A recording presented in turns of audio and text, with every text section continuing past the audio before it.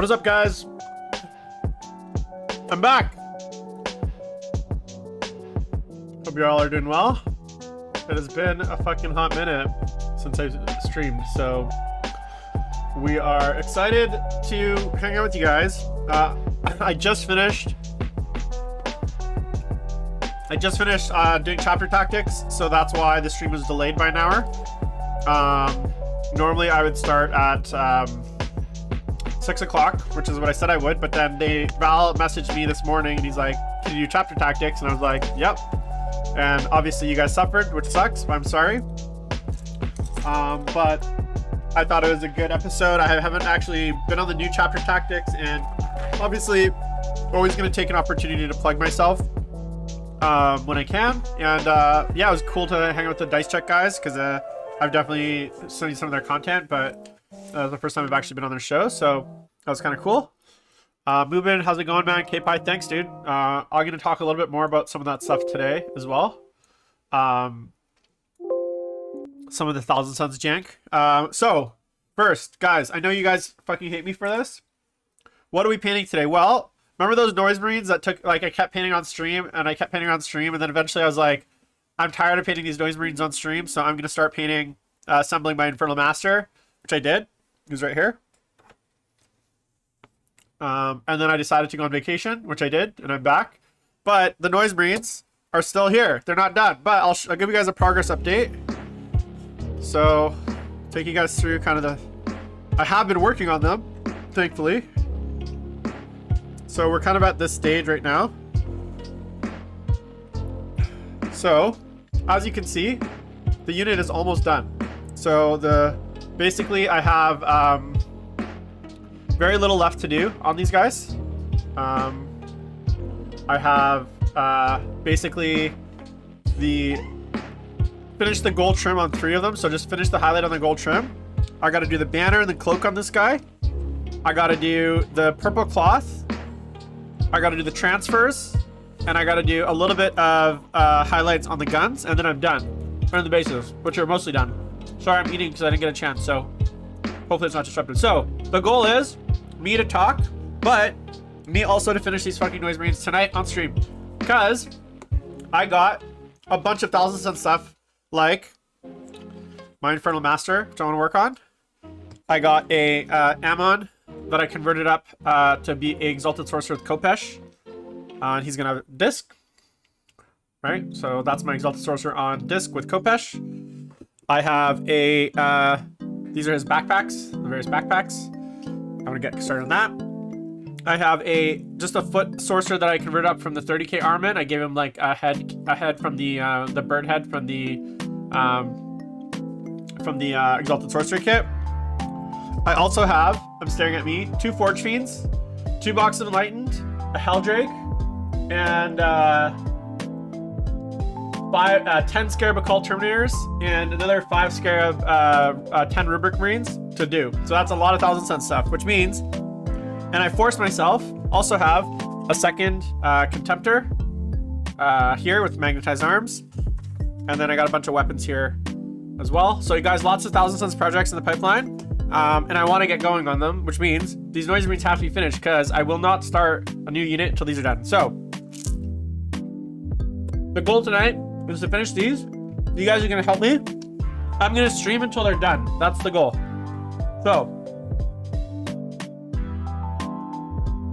that could be all night. Hopefully not. I don't have that much left to do, so I'm going to get going. So what are we going to talk about today? Let me know what you guys are working on. All right, hold on. Let me just make some paint here.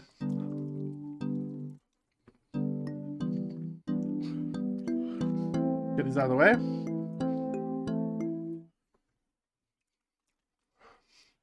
Moving, what are you painting, buddy? What Thousand Suns? Come on. So tonight, things I'm going to talk about, give you guys some life updates, let you know guys how my trip was, what's happening, give you some Charity Hammer recap. I know we talked a little bit about on Competitive Corner last night, but I'm going to go through it a bit more. My Thousand Suns book thoughts, List thoughts for Thousand Suns as well, and kind of my overall thoughts on where I think the book should go. I have some additional thoughts on the like GW stuff, some ranty stuff. Come on. Of course, my paint is stuck. Doomstuff, how's it going, man? Please don't let me play you in Attack X, because I don't like sisters in 1000 Suns.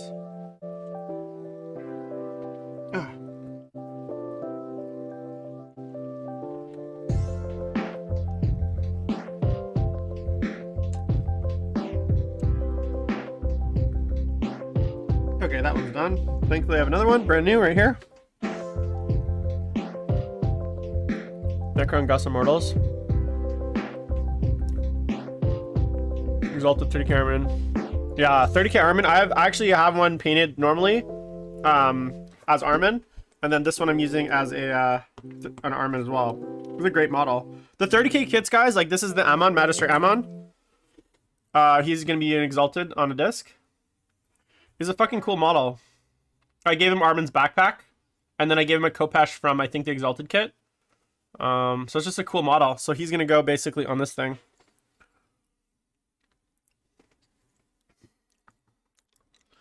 Is that right? Are you just getting into sisters? Well, let's hope Attack X happens, right, guy? With the way things are going in BC, I'm not feeling super optimistic, I guess. So for those of you that don't know, Attack X is basically our first tournament in BC, probably since the start of the pandemic. So this will be the first tournament since like December. This is the first tournament in BC since October of 2019. So it'll be like 2 years almost.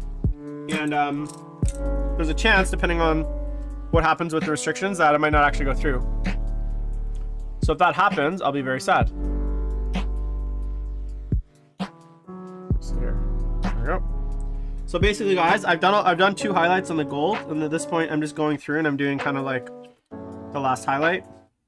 So this is kind of the painstaking part, and I'm also doing at the same step. I'm just making sure you guys can see me and my head's not on the camera.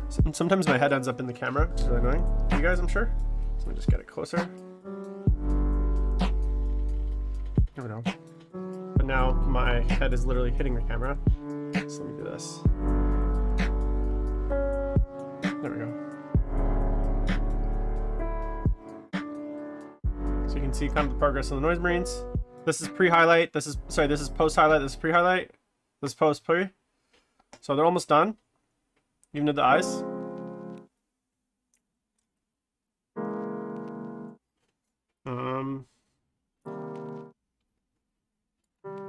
Yeah, there's like literally a BC right now where I live is basically like a inferno. There's crazy wildfires.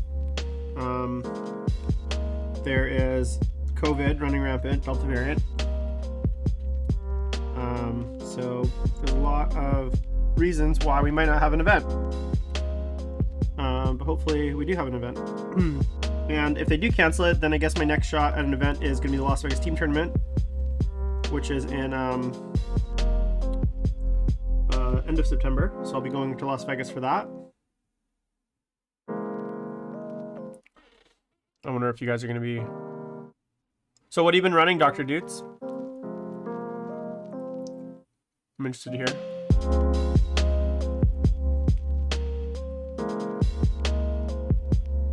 Yeah, I think a lot of people with the new Thousand Suns, like they're not used to like the psychic and mortal wound output, and they just delete units, right?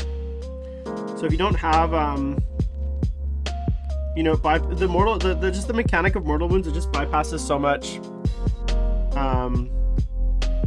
of the game. It can definitely be feel bads. This is why I'm excited. Oh, I'm not on the camera.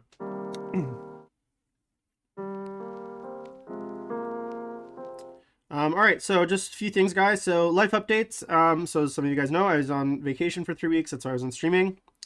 I went to a 4-day camping party, rave, called Enigma, my friends throw, which was really fun.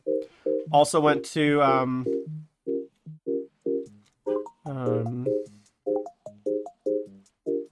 Also went to Charity Hammer, so hopefully you guys got to check some of the coverage there. I don't think I completely embarrassed myself. Like, I definitely played...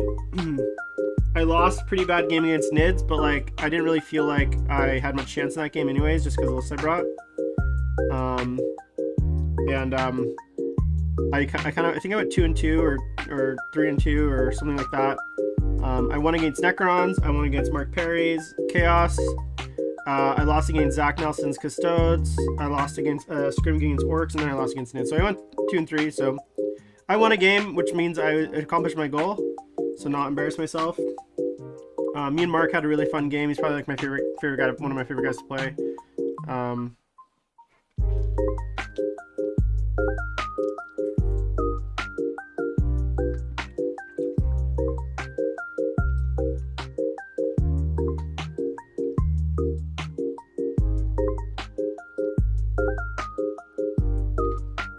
We do? Oh yeah, we do. The problem is, I actually don't think that relic's that good. I think it's a bit of a trap because, I mean, it's good, but the problem, and I talked about it on chapter tactics earlier, is you have to pick the target at the start of the command phase. So if you don't already see it, you can't like move to get an angle on it, right? Which sucks. So like the Colexus needs to be like out in the open.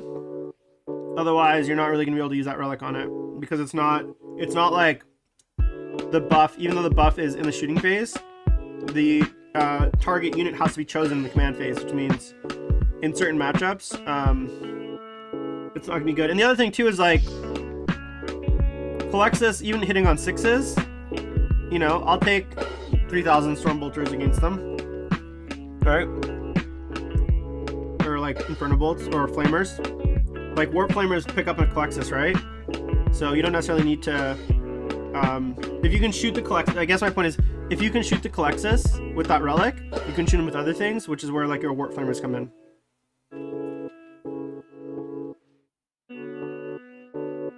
And they'll just roast them off. Ballistic Seal be damned.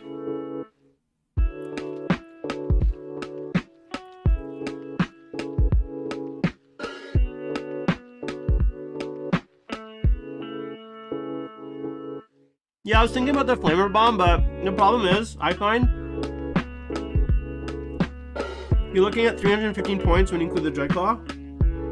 And yeah, the Dreadclaw is fun, but it's a lot of points to sink into 20 wounds, right? Because 115, I think, for the unit. And yeah, it's 96 shots. That's a lot of shots, but it's also like, I don't know. It can be screened out if you're playing against a smart player. It can screen out your Dreadclaw turn 1. So it's kind of hit or miss, but let me know how. Let me keep me posted on your progress with it because I'm interested.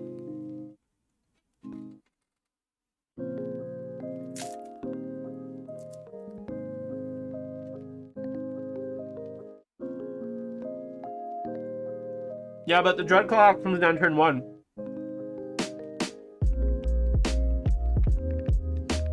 Which I like.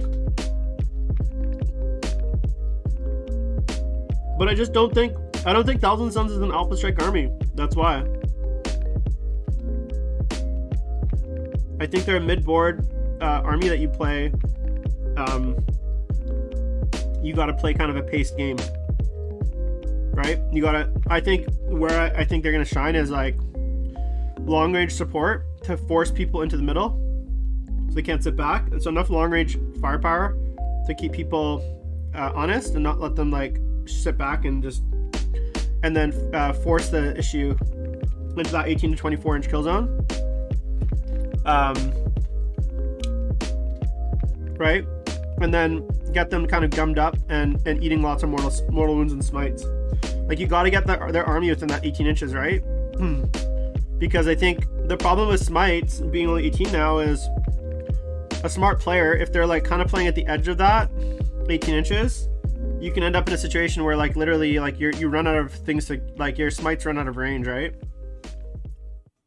So I think you got to be really smart, and like that's why I'm actually really looking at things like the Whirlwind Scorpius, because Yes, it's not amazing, but with the buffs, with AP 1 and Strength 7 and +1 to hit, it actually like is pretty nasty. And what it does is it forces people to come to you, right? Because they can't hide from you.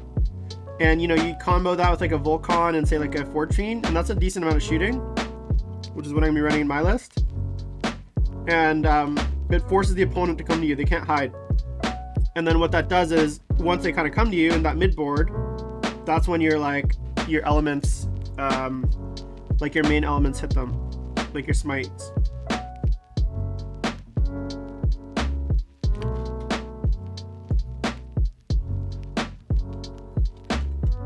Yeah, the problem again with guys, the problem with the orrery, again, I like it. It's a good relic.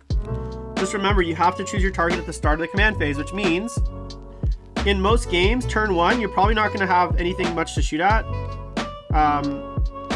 And then in later turns, you know, with some smart targeting, some smart positioning, your opponent can basically make sure that whatever he doesn't want the thing to target is out of line of sight of that character, and then it's not going to be able to use it on it.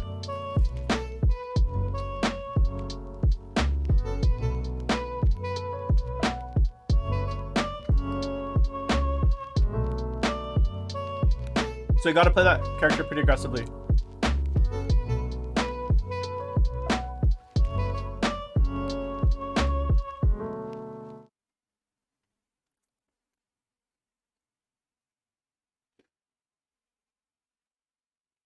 Yeah, a lot of people have asked me about rapiers. They get a 5++ now, but they're just expensive. I'd rather have like Rubik's rods. Like, I don't think laser destroyers are as good as people say. 110 points, 5 wounds, toughness 5. Those die really quickly, guys. Like a heavy bolter could pick those up. Like 3 failed saves and it's dead from a heavy bolter. So I don't love it.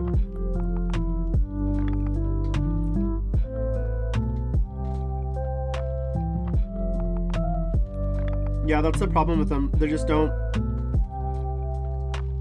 Yeah, they get buffs, but I think like,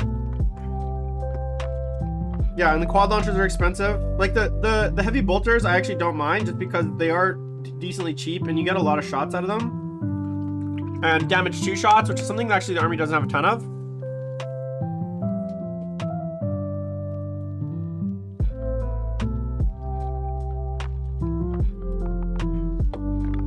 Yeah, it's so expensive though, right? Zalbion, it's like I'm just like, let me look at it here.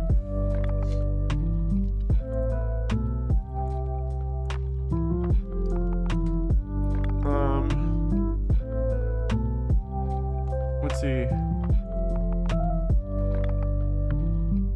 It's the 30. Yeah, I mean, I don't mind it.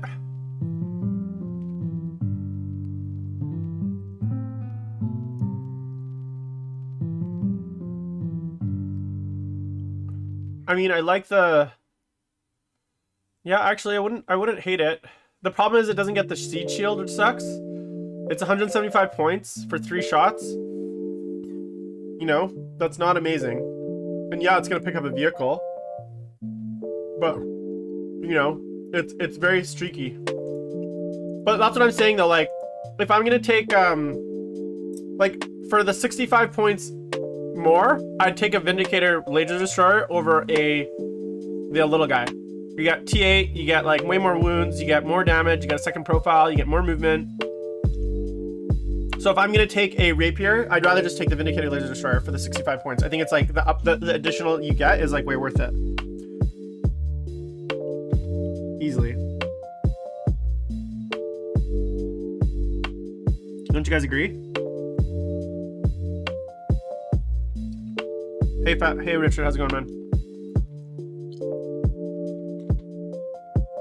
Yeah, I think To the Last is actually a really strong one with thousands, and so I wrote one list where so the nice thing about the Exalteds is with the Dilettante, the Kopesh, and the Disc, he gets up to 165 points, which is actually more than most things in your army unless you're taking multiple Terminator blocks.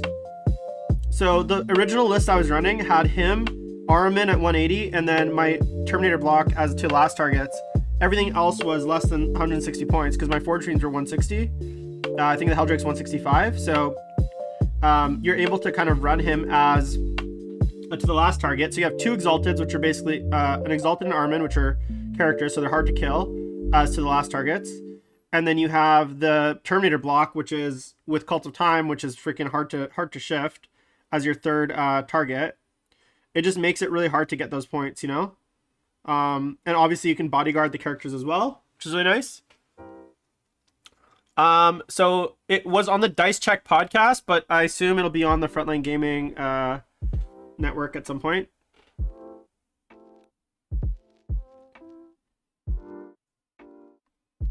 So what I do here, guys, is after I've gone and done the last highlight of gold, I'm going in with my my wash, which is my purple ink, and I'm just shading a little bit around the bolts, shading a little bit around some of the like areas where my gold has like spilled over into the blue, and kind of just redefining the shadows there, and kind of redefining the like, I don't know if you guys can see this, but like right here, a little bit of the gold trim has like spilled there. So I'm just gonna kind of reapply that black. And again, this is like such a minor step, but it just helps the black lining just look that much crisper, and you don't end up with like a bunch of spots where like the gold spilled over. It's a little step, but I find it's worth it. It just really helps the contrast between the gold and the blue really pop, having that really dark line of purple between them, rather than like it kind of flowing into each other. So that's just what I'm doing right now, and I do kind of do that at the end for each model. So like I do the last highlight of gold, and then I'm gonna go in and kind of paint in that last bit of purple into the shadows, because I know I'm not gonna be spilling again onto that blue. That's like the last part of that blue.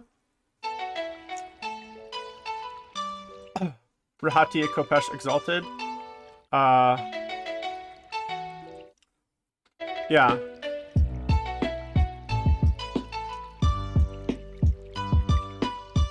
What's Rahati? Oh yeah, okay. So you don't take the I'm confused. So you don't like the Force Stave in the Terminators? I kind of feel like I like the Force Stave because it gives them extra strength.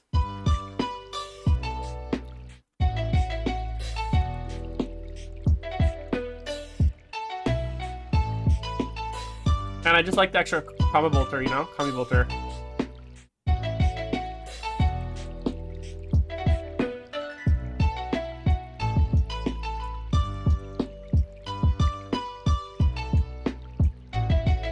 But anyways, yeah, so those were my trips, guys. Montreal was amazing. I went to Montreal last week for the first time. I don't know if you guys have ever been. I was in Toronto as well for 2 days, just partying with friends and visiting friends. So that was really nice. It was really nice.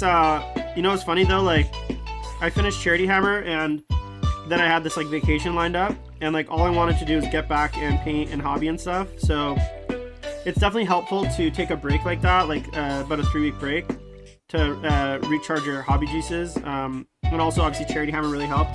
Playing games with those guys kind of just like gave me a bit of a, like, I don't know, just a Warhammer boost, I guess. Hobby boost. Alright. Can you give an aspiring sorcerer warlord traits, Dr. Dudes, or is it only...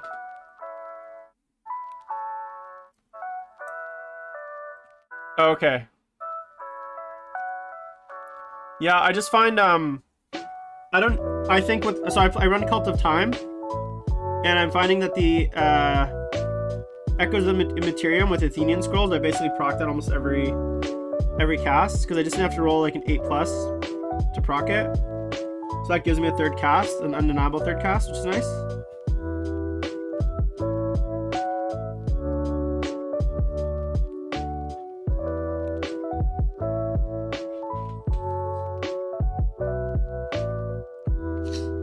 And then what I also do is I take double relic on him. So the one relic is the scrolls, and then double relic, the second relic is the one that doesn't have the additional warlord trait, right? And then what I do is on a game-by-game basis, I will tech into different things. So for instance, if I'm playing a match where I want an additional spell for him, because technically with there is a stratagem to cast a 4th time as well. So say there's like I need a Death Hex in the list and I don't have Death Hex, or I want to give him a Warp Time, I can basically take the Warlord trait that gives him an additional spell. Say I want to have him have a little bit of extra movement for the game, I can give him Aether Stride. Say I want for him to have like the extra Cabal points for a turn or just whatever, I can do that as well. So I feel like it's a better relic than the extra spell relic, because unless you're using that Warlord trait for someone else, you can always just take an extra spell Warlord trait anyways. So it kind of gives you more flexibility in that specific scenario. My initial list is time, because I actually don't think that like I like duplicity, but I don't think that first, I think there's better places to spend the command points. I think you can run like a pretty solid single cult list. Second, I just think duplicity is a bit of a trap. Like, I think the spell is really good, obviously, but I think the whole like deploy forward with rubrics. Now that like Risen, the rubric squads are 10 mans. Now that the Infernal Fusillade is only 1 extra shot, it kind of killed that strategy. So yeah, you can do like a 10-man Flamer Bomb. But then, like, if you go second, right, you end up wasting your Warlord trait because you're gonna have to, or sorry, you end up like you're kind of paying a lot for something that I don't think is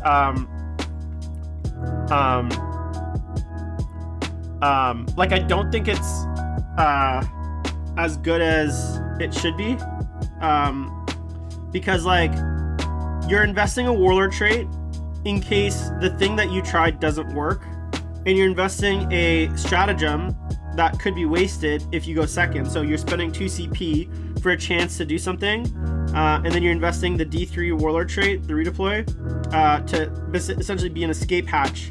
So you're spending both 2 CP and a Warlord trait to pull off a trick, and say you even do pull off that trick, okay, you wipe out 1 unit, but then you most likely lose a 200-point unit of rubrics, right? Because of the fact that, like, so it's just not as like strong as it used to be, and I think it's a bit of a trap. Now obviously the Cult of Time spell is really nice. I think one way to kind of use it would be to like, the problem is the psychic phase is at before the movement phase, right? So like, or the shooting phase. So like, if you could flame them and then teleport at the end of your like shooting, that would be awesome. I would have loved for a stratagem. You know what would have been so sick? I was thinking about this. A stratagem that like for 1 CP lets you cast a single psychic power in the command phase, or like in a non psychic phase. So like in the fight phase, in the shooting phase, or in the command phase, or in the movement phase, it's kind of like a shoot again, almost like a soul burst type thing. I think that probably would have been broken though. It would have been so good.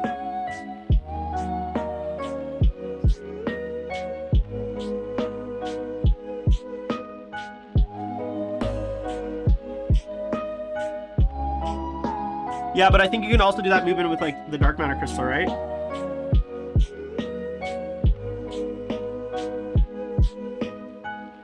The problem is, again, with the late game Flamer Bomb, a good opponent, if he's going first, he's gonna have ways to, he's gonna know that it's coming, and he's gonna screen you out, right? So he's gonna have the kind of army that, he's gonna throw a Rhino in your face. He's gonna throw like some chaff unit that he doesn't mind losing in your face. And then all of a sudden it's like, yeah, you have your Flamer Bomb, but like, are you gonna trade it for a Rhino or trade it for something like Chaffee, right? What if you, what if you don't, you say, sure, you can kill the Rhino first, but then like he could emergency disembark or put the unit behind train or like whatever to get it out of range of your flamers. And then all of a sudden it's like, okay, now my whole strategy kind of falls apart, right? So I'm not sure if I just don't love the reliance on like that trick. It feels easily, especially with how good players are these days, and like being able to solve deep strikes really easily, or like screen out. I think it's a bit of a trap trying to like build an army around this deep strike mechanic. Now I think that's where Dark Matter Crystal is nice, because you don't have to tech in a Cult of Time, but it still gives you that ability to kind of bust that out if you need to, right? So if your opponent does give you that opening, or late game you have that option. Cult of Time, I think I like for that.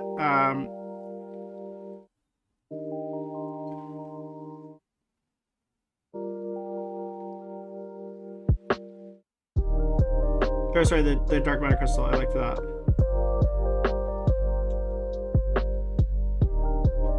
But again, I don't know if I want to build a strategy around that tactic. Again, you're only going to be able to teleport one unit. Is it going to be that useful all game?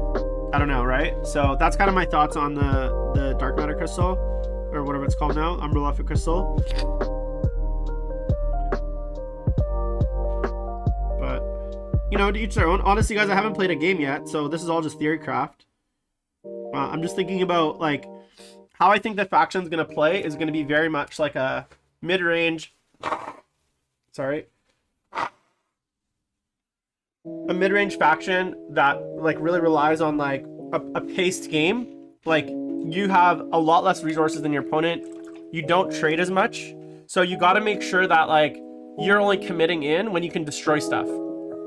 Right? Because again, remember, your effective range for your smites is 18 inches, which ultimately means like you can't be at 18 inches, because if I'm just at the edge of 18 inches, then after that first smite, guess what? I just take off the closest model and I'm out of smite range all of a sudden, right? So I think where you need to be able to get your opponent to come to you and play in that basically 12 to 16 inch range, right? Like 18 inches is still too far away.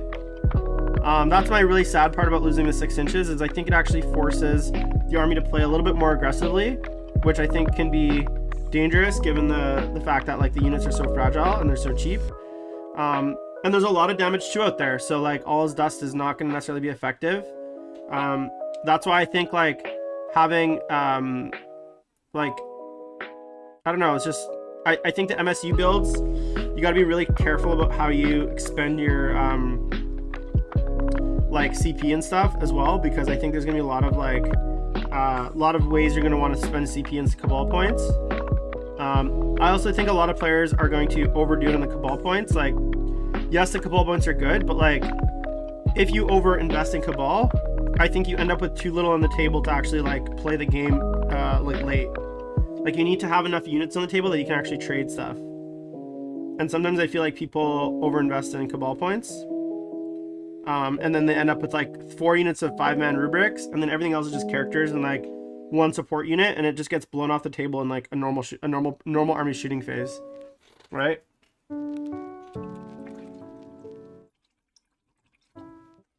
Yeah, that would have been really nice, man. Yeah, Dr. Dutes, that I agree. Like, I think the 10-man train is basically like a must take. Sorry, the 10-man blob, because even the 5-mans are going to get killed pretty easily.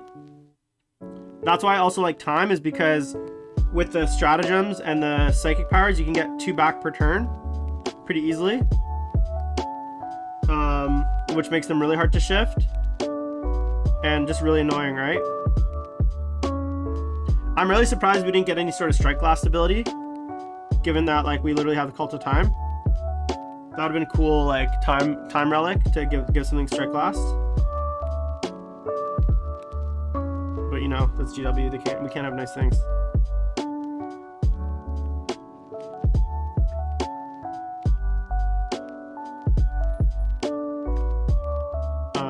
But yeah, overall, I'm pretty pleased with the book. I think obviously it's not AdMech tier or Drukhari tier, but I actually think it plays in those armies decent. Like, I think it has enough resiliency to potentially stand up to an AdMech shooting phase, and there's enough, like, you know, the mortal wounds basically bypass the mortal wound mechanic basically bypasses the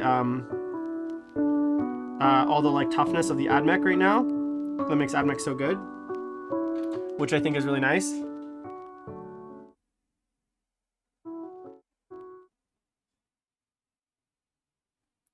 So, and also I think the psychic powers, there's enough utility there that there's like definitely some jank. For instance, what I really like, one of the things is like having a disc sorcerer with warp time and perplex. You know, launching up, casting his like perplex and then like warp timing himself backwards. And that's like one way to like force your opponent to come closer. So if they have like a big shooting unit, like a hive guard or like, I don't know, a knight or something that's like kind of scary but is able to sit back and shoot at you, being able to perplex them from like say 30 inches with the +6 inch range, and then kind of jump back into your army and get them to come to you, I think is actually like really nice and really strong.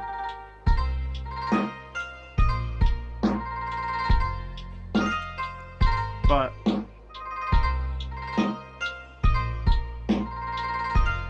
okay guys, 3 more to go.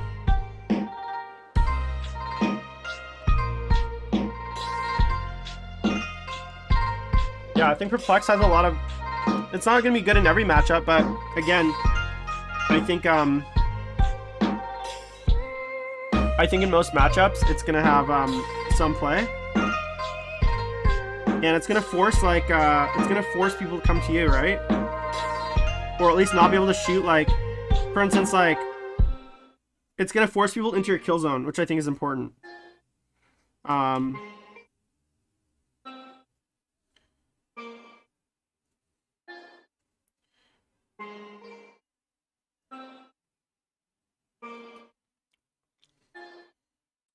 Yeah, exactly, right? It's not gonna win you games, but like against like, I actually think for like say against keep in mind you don't need line of sight for Perplex, which is really nice. Which means like if he has something hiding behind like a non-line of sight shooting, hiding behind a building, perplexing it and then like running back, or just having like trash elements up front to like take the hits instead of your good stuff in the back, I think is gonna be really cool.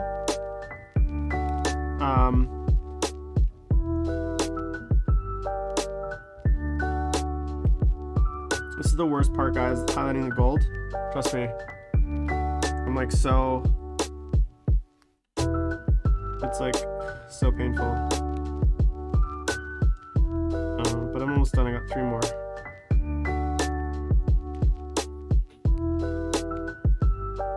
And then I'm gonna start working on my... I think I'm gonna build the remaining models I need for this Wednesday's game. I gotta build a Forge Fiend, and I need to build 5 rubrics with flamers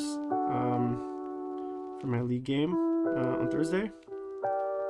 I'm thinking I might... what do you guys think?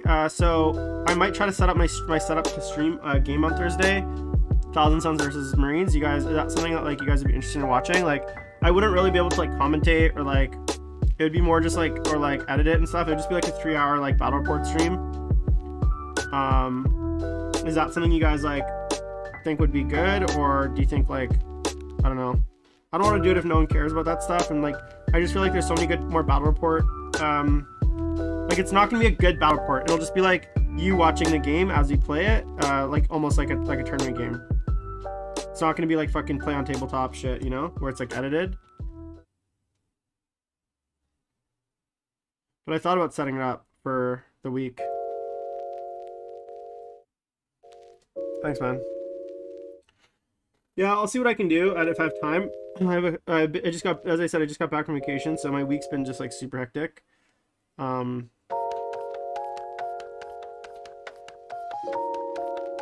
want to build some overlays too. If I maybe I'll see if I can borrow someone's overlays for now, and then build my own in Photoshop down the road.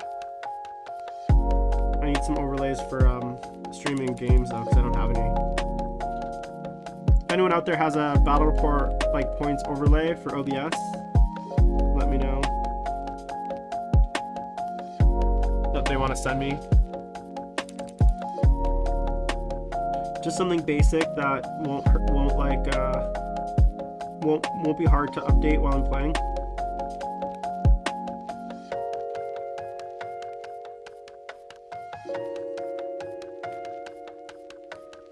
Yeah, I'm no Jeff Robinson though. Not even close. I can make some overlays and I want to eventually, but I just don't have time this week in time for Thursday's game. because I'm streaming tomorrow night, and then my game's on Thursday. So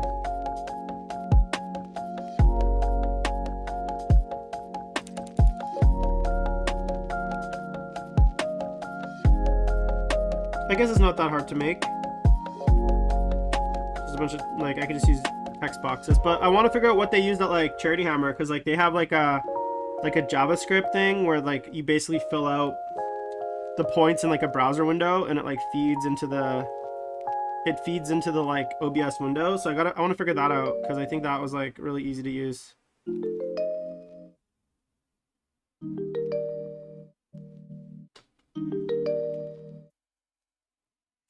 What's my plan? Hey, Wyatt, how's it going, man? What's my plan with my Helldrake? My plan with my Helldrake is to paint it and play with it. I actually have had the Helldrake. Funny story, the Helldrake. So I painted 2 other Helldrakes before for commission, and they were Night Lord's commission. And I remember thinking like, I never want to paint this paint this model again. But I needed a base for I think it was like a conversion I was doing. Oh, is that cool? That's cool. I'll have to figure that out. Because our league, our league is on BCP. So like the game that I'm playing is on BCP. It's not like it's not just like a scrim game. So maybe there's a way to do it.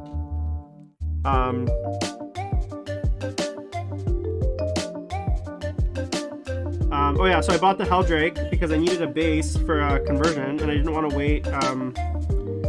They didn't have any at the GW, so I was just like, well, what other models have this base? 120 mil base. And he's like, oh, well, Helldrake does. And I'm like, fuck. I was like, oh, it was the only Chaos model that had it, that they had. And I was like, well, I don't need one, but I'll buy it. And that was like a year and a half ago. So I bought the Helldrake, opened it, took the base out, and then put the whole thing in my closet, and like haven't really touched it since. Because I like was like dreading painting it, and now like it's decent for Chaos, so I might paint it up now. But I might try to figure out a way to convert like maybe the wings to be like I have a set of Balrog wings. I might try to convert it to like not have the main wings, just so that it's slightly less insane to oh no, I mean it's not going to be for my Death Guard. Can Death Guard even have Helldrakes? I don't think they can. So it'll be for my Thousand Suns / Chaos army, painted in that color.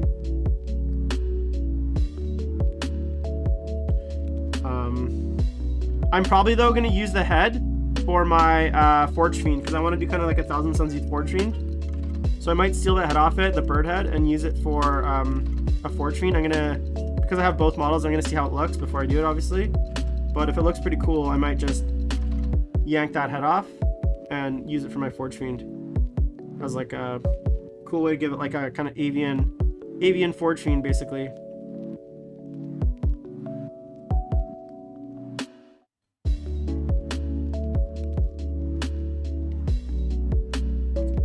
Yeah, I also have an extra Be'lakor set of Be'lakor wings that I'm not going to be using, because I'm converting up a Foot Demon Prince for my Thousand Suns using Be'lakor, but like wingless, because I think a wingless, so that could be fun to like, if I can maybe adapt those wings for a Helldrake. Could look weird, could look awesome, who knows. Yes, I'm basically destroying a Be'lakor model for the purposes of Demon Prince. Does that make me a bad person? Maybe.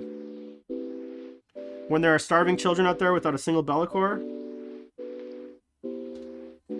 Maybe. But you know what? I don't care. That's my hobby. Think of the children without even one Be'lakor, and here I am with 2. And I'm cutting one up for Demon Prince. Think of the humanity. Alright. Yeah, the wings are just fucked, man. It's like so much trim. It's like actually an outrageous amount of trim. I don't even know what I'd want to do. Like, do I airbrush it and paint the trim? Or do I paint the, like, spray the trim, do like the whole trim trick, and then paint inside the panels? What do you guys think? What do you think is the better method? Because I was thinking my rubrics, I have 5 rubric marines to paint. And I remember the original time I painted them, I followed like the GW, spray gold, and then paint the blue method. And then everything else for my Thousand Suns, I basically painted, I painted the other way, which was did the blue, airbrushed it, did all the armor, and then went back and did the gold. And I found that was like a little bit easier, I think, personally. But what about you guys? Do you think like, or maybe I do like a combination of both, like, because I feel like some of the parts, like the arms, are more blue than trim, but then some of the parts, like the chest, are more trim than blue. So it's like, do I do a sub-assembly where like I spray the chests gold and then spray the arms blue and then assemble them and then kind of do like a hybrid version? Like, basically, I'm trying to figure out what's the least path of least resistance for these fucking rubric marines, because as you know, I've been painting these fucking noise marines for probably, I don't know, fucking, it feels like 2 months on stream, and now I'm finally at the like last parts of them. But the trim and like the armor panels, these are basically rubrics, right? Like trim with fucking blue and gold trim. Like and rubrics are actually more complicated. And look how long it's taken me to paint these because the fucking trim.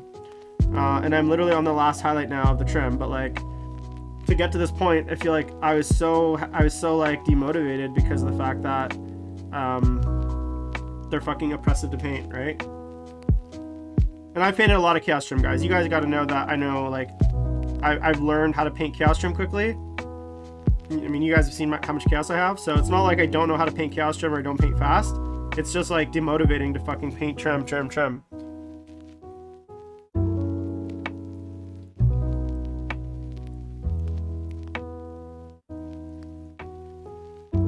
Do you think so, James? Do you think it's easier, or do you think it's like people just say it's easier? That's what I'm trying to determine.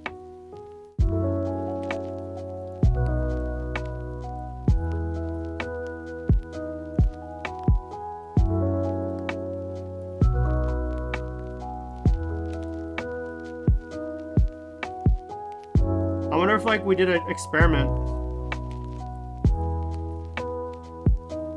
How about this? I have 10 rubrics. Why don't I paint 5 of them with like trim base coat, and I'll do 5 the other way, and I'll report back.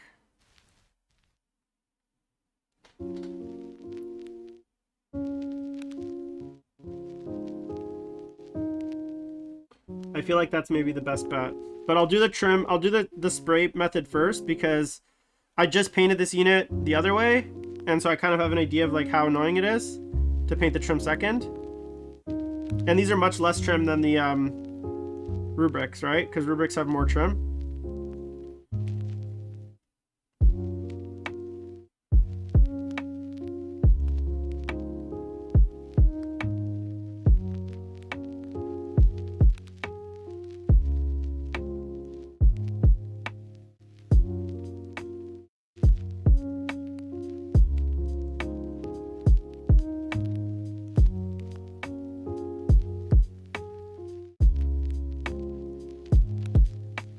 But anyways, sorry guys, I just got quiet. I'm just trying to focus. I really just want to be done these fucking 2 trims, and then I can kind of, basically it's like the home stretch. Yeah, that's probably right. The problem is like I like to, it's not just about painting the panels. James, like I don't do I don't really edge highlight like as my highlight. I actually do like a transition in the panels. So, you know, I can do that by brush. The other option is, and this could be like an idea for like the Helldrake, for instance, is spray the fucking thing gold, but then go in and just like very carefully airbrush into the panels, or base coat at least. How about this? Base coat the like the inside the panels with like the dark blue, and then just using like a really small needle on my airbrush, basically do the transitions within the trim, like within each cavity, and then go back with the gold and just clean it up. I think that could probably like be like a good like compromise, you know? I think I'm gonna try that. I'll try it on one wing. But I'm not painting my Heldrake for a while because it's like not in the current list that I'm building for the tournament coming up. But I'll let you know when I get to it. I'm sure I'll be painting it on stream at some point. Screaming at it, crying.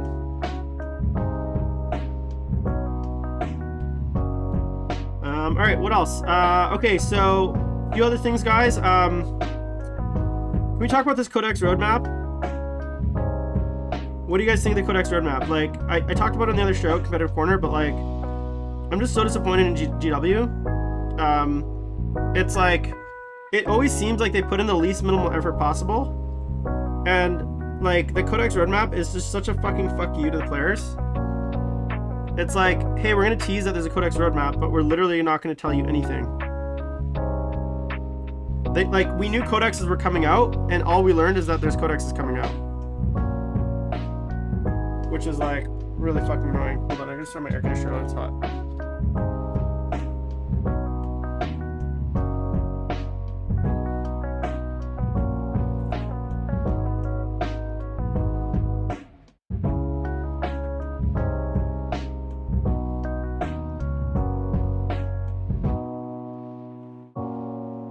Yeah, the fact that you have 3 Heldrakes, Richard, tells me a lot. I've done 2. This will be my 3rd.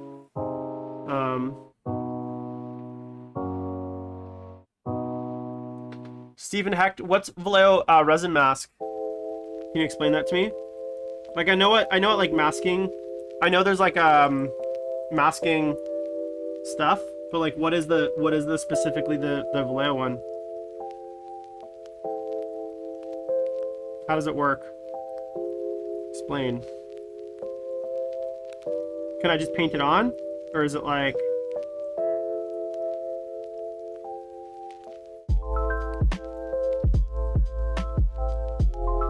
Yeah, those images are generic cover photos. They use that for the last preview too.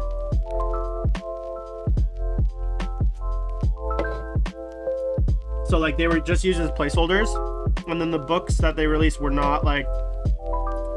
I think they use like a similar picture to the Tyranid one, and like it wasn't Tyranid basically. Obviously, you know that.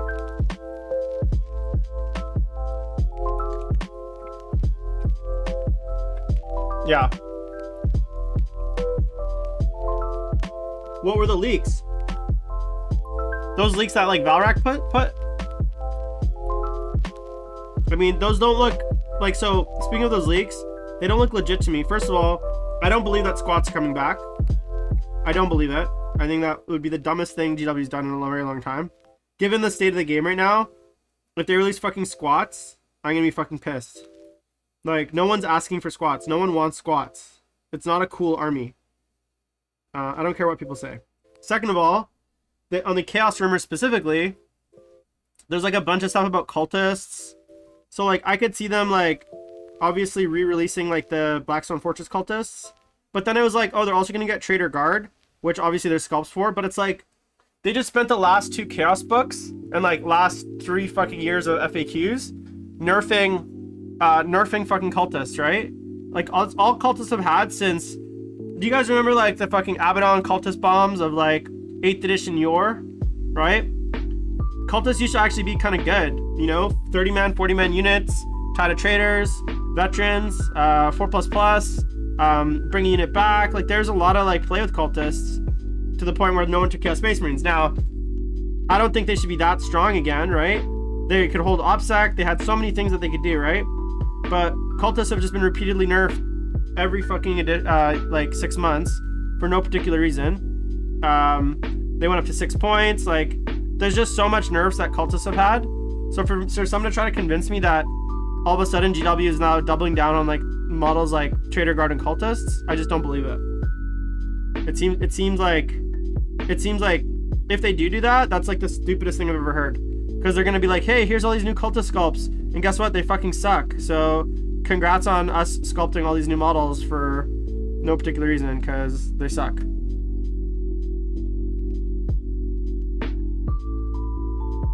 Right? Am I wrong? Tell me I'm wrong.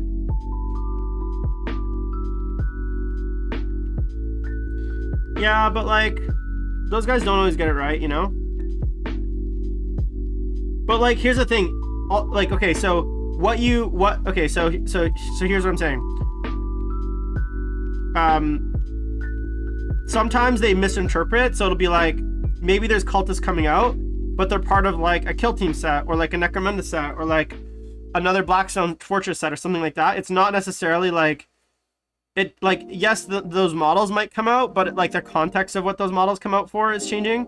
My point is like, I don't think as part of the Chaos Space Marine release, they're gonna like be like, here's all these mutants and cultists and not any of the many Chaos Space Marine kits that need kits. So we need Mutilators, we need Obliterators solo kit, we need fucking Bikers, we need Possessed, we need like, you know, there's like Defiler.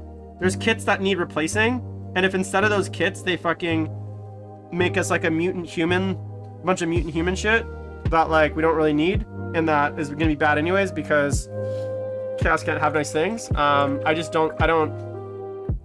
know. It just sounds outlandish. From everything I've heard, it's Genestealer cult and Custodes. Like from fairly reliable rumors and playtesters, it's Genestealers and Custodes. That's what I've heard. Those are the two December factions. And they're actually, from my understanding, they're actually supposed to be out earlier. Like before Orcs or around the time of like in the summer. Those are supposed to be actually out in the summer because we're about 4 or 5 months behind. I'm just curious, like, I didn't want a roadmap telling me what is not coming out or what's already out. I wanted a roadmap explaining how the fuck they're gonna catch up, right? I wanted them to be like, hey guys, so here we are. Here's what's released so far. And like, this is our plan via this roadmap, telling you how we're gonna kind of get caught up. We're gonna accelerate some of these books. Maybe the models won't be out in time, you know? That would have been actually something like helpful and useful and to look forward to. But instead we got this like, it's like, here's a roadmap where 4 of the fucking 6 things we tell you, you already know, unless you're an idiot. 2 of the books are basically out already. People already have them. So it's like, yeah. It's just so stupid. Look, I will give, and I said this before, I will give Games Workshop praise when it's due. So when they did, like, with Warhammer Plus, I actually gave them, like, the costing of it. I was like, you know what? It's a good value, and I'll probably get it. Because I was very surprised. Doesn't mean I'll use the app still, but, like, that was a case of, like, hey, Games Workshop actually did a good thing, right? So give credit where it's due, but also tell them they suck when they suck, right? I have no idea about any of the rules, Eric. Sorry, man. I just know, I know that I've heard some rumors on the Tyranid stuff coming out in the Octarius book. I'm curious as to if we're gonna get like Thousand Suns Octarius rules at some point, because basically almost all the new books, I guess Space Marines haven't, but they don't really need any more rules, but like Space Marines and Necrons didn't get any Octarius stuff, or sorry, Warzone stuff, but like Death Guard did, Admech did, Drukhari did, Sisters did, so like a lot of the newer books did get some stuff. So I'm curious how, if any of like Drukhari or Grey Knights, Thousand Suns, I guess Space Marines and Necrons at some point. Well, Space Marines don't need any more things, but like Necrons could probably use something at this point, you know?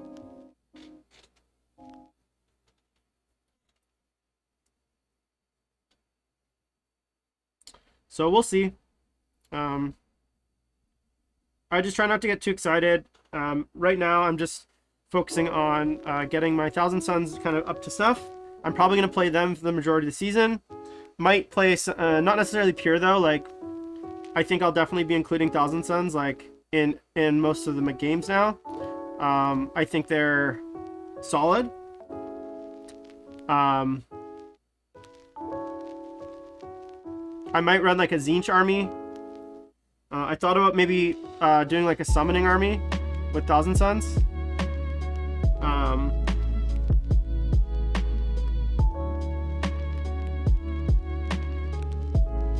I think it'd be fun to summon in a Changecaster to get a second reroll, or Flickering Flames for like your Forge Fiends, right? Because they're demons, right? So imagine a Strength 9 Forge Fiend with Flickering Flames. wounding T8 vehicles on a 2+. That's pretty nice. Or a strength 8 ectoplasm cannon, wounding things on a 2+. I kind of like that.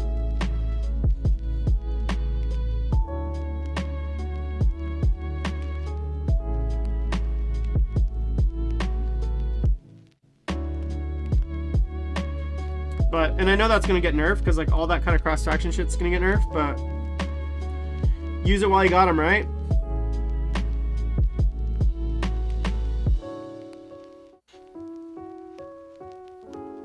Maybe that's what I was trying to find the last like points in my list. Maybe that's what I'll do. I'll summon in a Changecaster to cast Flickering Flames on my Forge Fiend.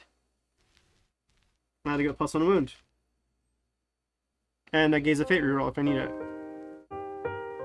How much? Anyone got the book around? Want to tell me how much a, actually I can just load it on Battlescribe. Add 4s, demons.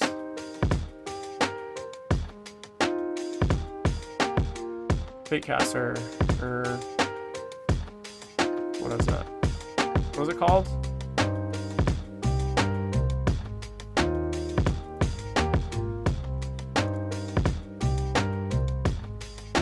$75? No. What was it called? Fate Master, Fate Skimmer, Changecaster, 85 points. 85 points. It's expensive for 85, but like is 85 worth getting a character that can just give me +1 to wound basically every turn? I don't know, right? What do you guys think?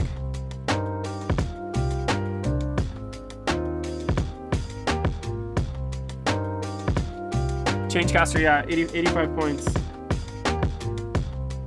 Kind of fun on my Forge Fiend, especially if I get up to Strength 9, AP 3. That thing just gonna fucking destroy stuff.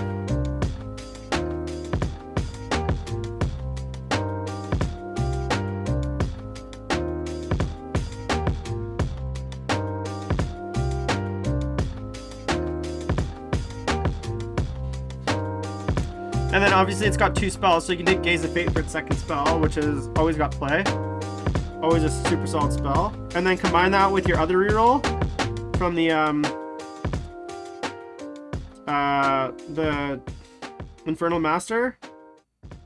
I think that's pretty solid.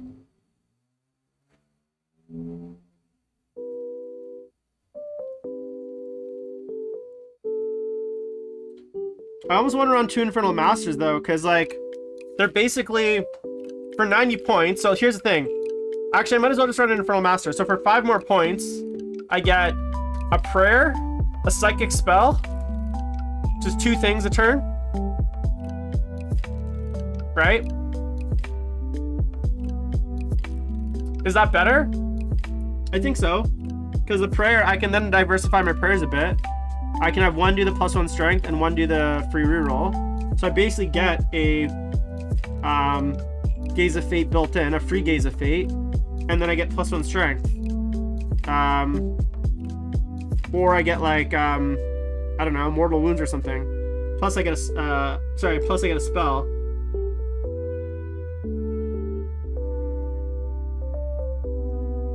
It's probably worth it. I mean, 85 points for and a Cabal point, right?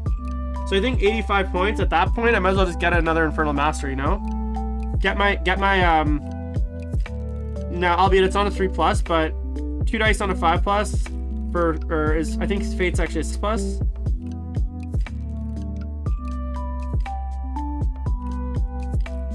And an Action Monkey, right? Yeah, but I don't think turn 1, like, I think realistically, like, my Infernal Master, turn 1, is gonna be camping out with my, my, like, vehicles anyways, right? In the backlines. Like, he's gonna be kind of the backline guy.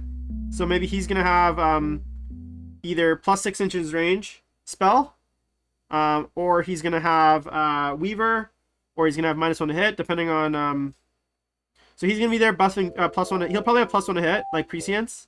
So you can buff the vehicles from the back end and kind of buff the midfield. So I don't really need to move him turn 1. Just deploy him kind of more forward. Personally.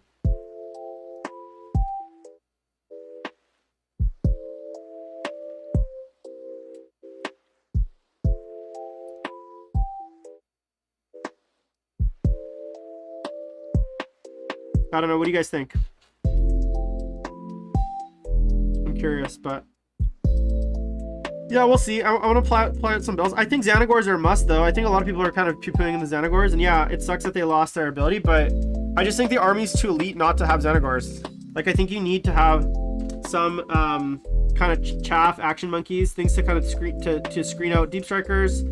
I actually really think a unit of 20 might not be a bad thing, right? Like a unit of 20 with Weaver and -1 to hit thrown in the middle, like warp time them up turn 1. That's a like decent amount of like shit in the middle, right? Now the problem with 20 is that they're just hard to move. They're hard to hide. It's a big block. 32 mil bases is not like, it's not a trifling matter to hide that in your deployment zone. But like a dark matter crystal with them, or a double warp time and advance and warp time plus a Weaver, you know, to get that early objective, force your opponent to kind of deal with them and come out and deal with them, otherwise they're going to lose the objectives, and then kind of counterpunching. I don't think that's the worst strategy, right?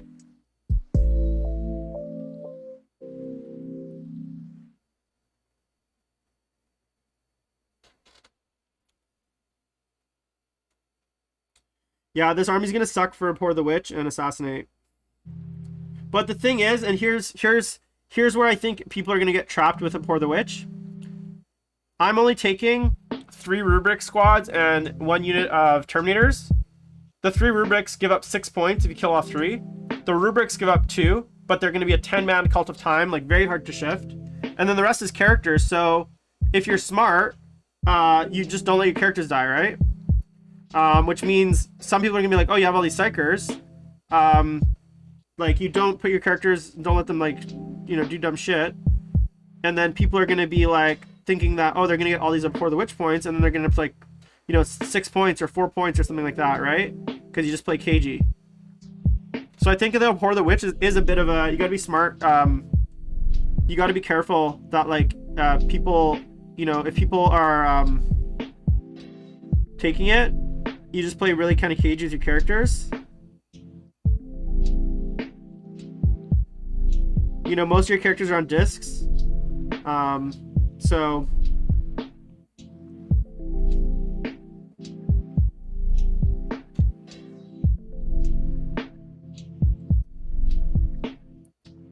alright guys, the last little bit of trim. Hallelujah. Just doing a little wash around the bolts.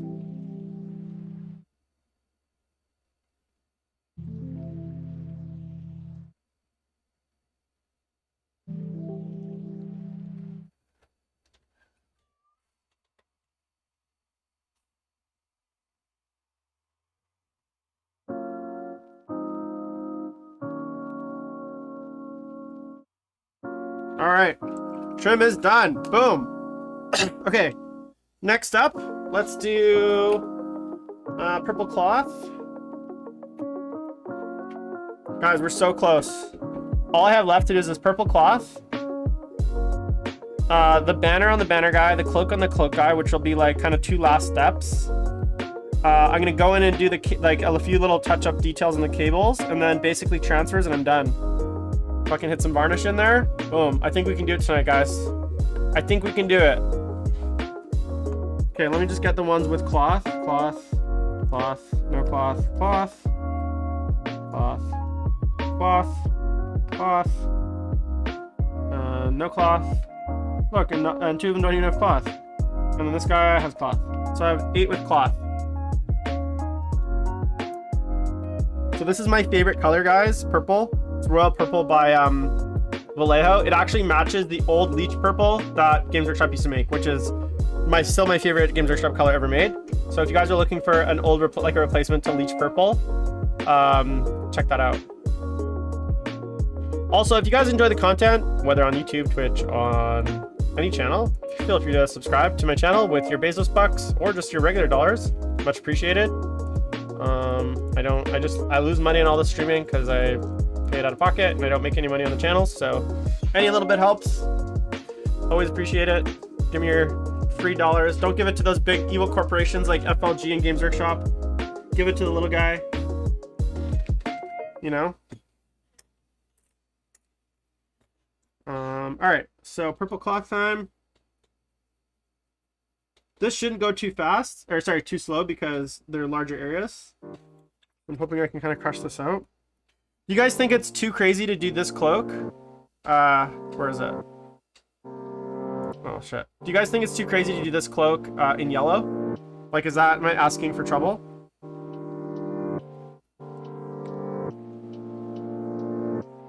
Like, I was thinking of doing this and this icon in yellow to really like pop in the unit. But tell me I'm crazy. Tell me, Jim, don't do it. It's gonna be a nightmare.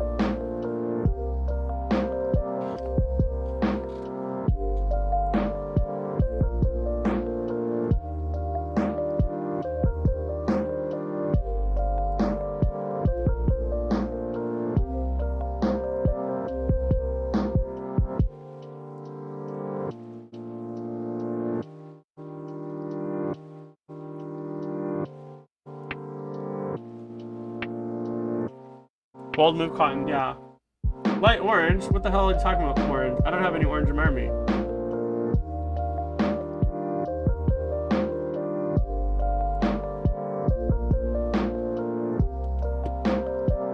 Check it. Okay, you guys are mental. You guys are making me... No, I'm not doing any of those colors. Alright. Okay, we're going in for the first highlight. Just straight leech purple. So basically what I've done for the purple areas, I've base coated leech purple, and then I just did a wash of purple ink, and now I'm actually going to do the first highlight. So leaving mostly in the dark areas dark. Like, I'm not going to go highlight more of that back area. I'll just kind of highlight the front. And the nice thing about these cloths is like they're nice and straight. So like the highlighting is really straightforward. And also like oh yeah, fuck, I gotta do all the tubes on the guns. Gotta finish the guns too. That's a lie. The highlighting is pretty straightforward. Just kind of highlight straight down and then towards the bottom like that. Like I don't have to do it's a lot of I guess thinking involved. It's just kind of like paint by numbers. And like for this guy, for instance, like that cloth is so hidden that I'll probably just do this highlight in like the next one and then I'll leave it. I won't go any farther. Same with like this one. You can see how hidden the cloth is. It's how dark it is. So just remember, guys, when you're highlighting, what are you actually doing? You're accentuating the areas where the light will hit. So don't highlight things that are really dark, like inside between his legs when there's like a big gun covering it, right? Like obviously you don't want it just base coated, but you also don't want it like as bright as say a piece of cloth on his shoulder. So just doing like a single small highlight or a single like spot highlight is often enough for those like kind of hard to reach, hard to see areas, because again, you're just trying to mimic, like obviously for this one, I'll highlight a lot more than this one, because you can't even like look at the difference between those. One's like way underneath there and one's like pretty out there. So this one's being kind of like open and flapping. I will highlight this like almost to the full level, but the other one I won't, right?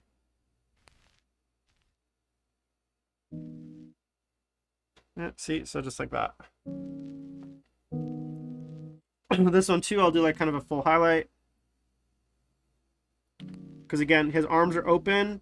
There's lots of opportunity for light to kind of hit that surface, but nothing on the back. Again, this one, same thing here. I'm not going to do a big highlight there because that's it's not going to make sense. So, any other Thousand Suns questions, guys? Codex questions, rules questions, painting questions. Love to hear from you guys. I know I said I'd stream until this is done, but I think honestly, if I'm off stream, I'll paint a little bit faster because I don't have to worry so much about talking and keeping these models in camera. So I probably will stream another 10 minutes or so, and then call it. Do you guys have any more like questions on Thousand Suns or anything like that? No, I haven't looked at the Grey Knights. I don't really care. Fuck the Grey Knights.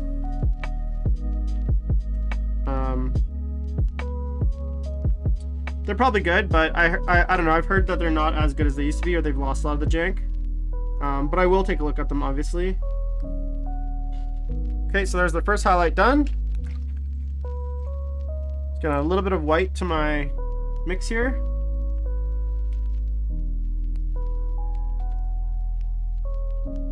Going for that second highlight.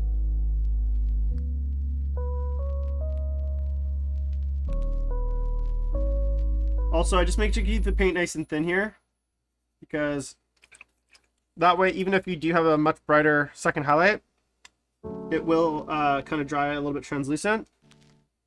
Here's my... Well, I think you do both, Nilius, right? So, like, the Witchfires are one cast only, and they don't get harder, and you're limited. So, I think for the most part, you're probably going to catch each of the Witchfires every turn. Like, you're going to cast the Witchfires on your casters that have multiple casts, and then you're going to cast your smites on everything else when it's needed, right?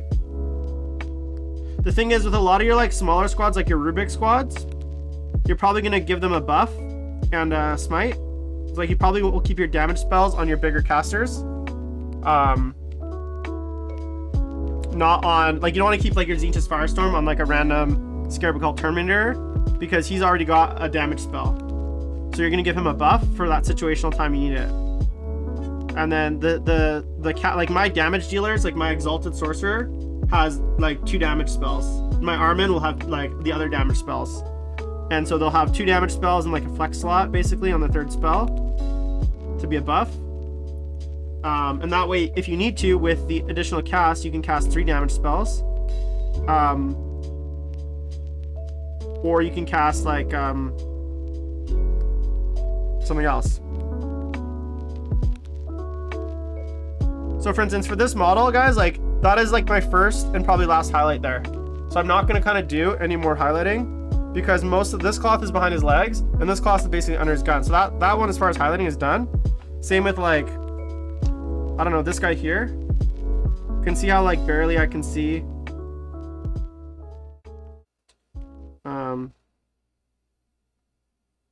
Yeah, that one's done.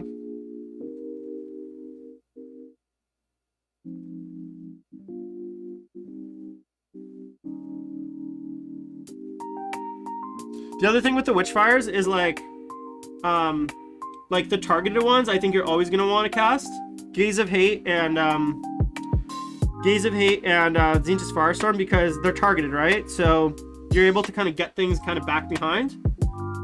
Smart players are going to often have a lot of, like, they're going to know that you're going to be smiting left, right, and center, so they're probably going to have things in front of their army to eat those smites, right? So, like, you know, you're not going to get to the juicy stuff with your smites turn 1. You're going to have to peel off all that chaff, right? Which means, you know, the targeted smites are going to be much more useful against things that are in the back. And then the Witchfires, and then the smites will be mainly for killing just things that are directly in front of you. For me, Zinch's Firestorm I think is probably the best targeted smite, with the D3 plus on the 5 plus, because it can spike pretty high. Now it's not like, even with the 5 plus mechanic, it's not that much better than say like a Gaze of Hate. It's about the same, like 1.5 average wounds, but it's definitely better than you know, just smites.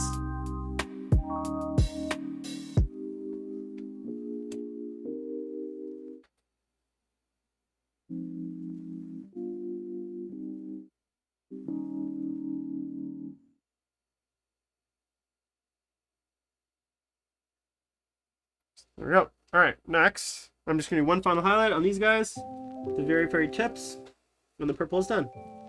It's really exciting.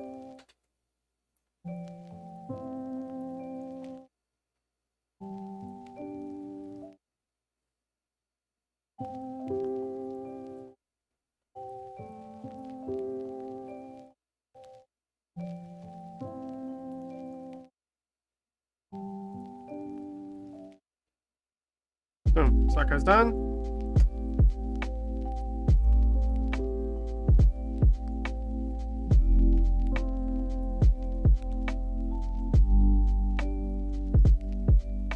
That guy's done.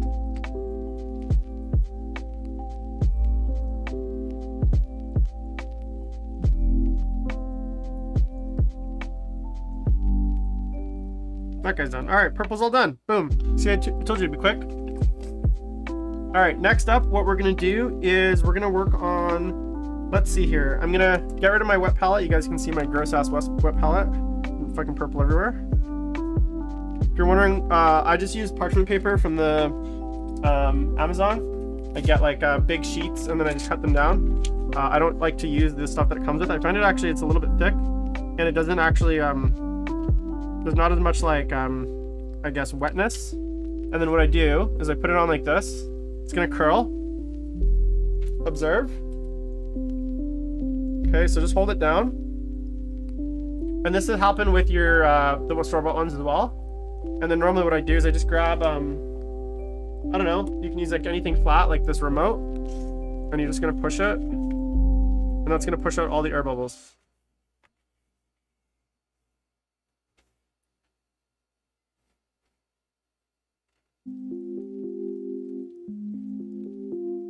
Just like that. So now you have a back, nice flat, wet palette. No air bubbles. So that's how you apply your paper. And you can see how much water I have in here. I usually like to have a lot of water because it's the summer and things dry out. All right, so next up, I think we're gonna paint. There's all the little silver. There's like a bunch of silver bits that I missed, which I think I'm gonna paint now. I'm just gonna paint them silver, so it's probably gonna be a boring step. But a little bit of silver, and then just see if I can go and track them all down in each model. So it's like, let me see if I can find one and see what I'm talking about. This one doesn't have any. This one here. So there's like these little things, majiggers. They're like the little cables from like the feet to other places. There's like one here.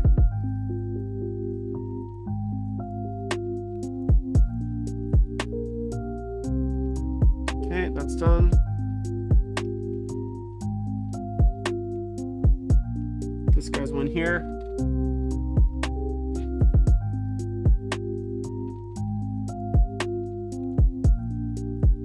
This one here.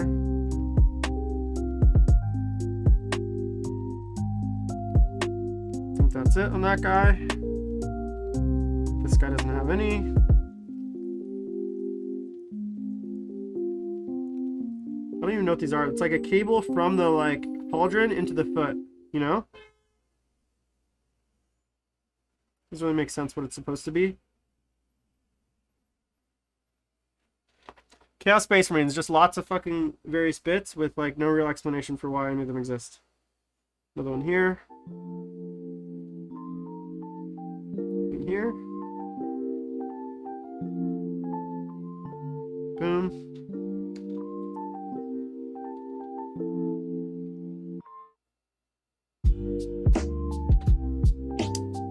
Another one here. Let's see here.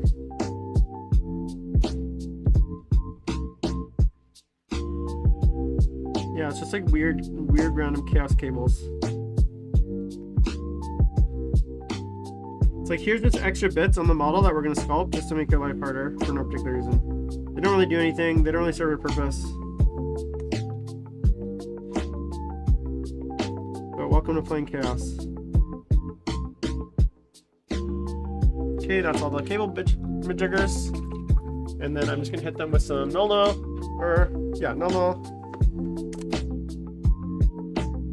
Straight up gangsta no.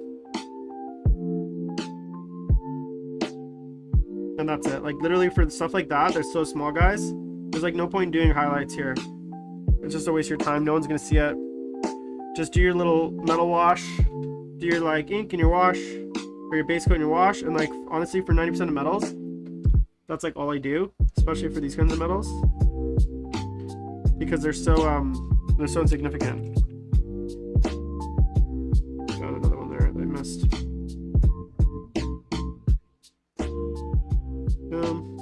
Come back to that one because it's drying.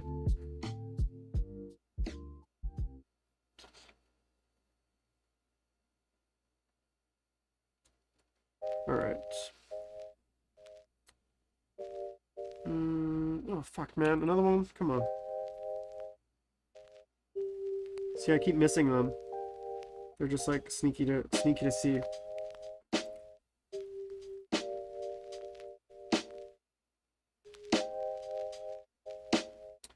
Alright guys, I'm gonna probably call it there. Thanks so much for joining me on the stream today. I will be back tomorrow with another hobby stream. I'm gonna be probably, hopefully, not painting these guys. Probably working on some Thousand Suns because these guys will be done tonight. That is my promise. I'm not going to bed till they're done. Even though I'm incredibly tired and I have to get up for work tomorrow. That is my guarantee. They will be done tomorrow. And then I'm gonna try to varnish them probably tomorrow, but and get them up on my Instagram so you'll see the kind of finished squad. Make sure to follow me on Instagram, JimboV_paints. You can see all my other painted models there. Make sure to like and subscribe to the channel if you guys are interested. Thursday, I don't know if we're gonna do the best overall show. I know I said we would, but I'm actually playing my game at 6 o'clock, so I might try to get that game on stream. So hopefully you guys can tune in for the stream there. And yeah, that's it. So have a good night, and I will talk to you guys all later. Thanks so much. Love y'all. Bye-bye.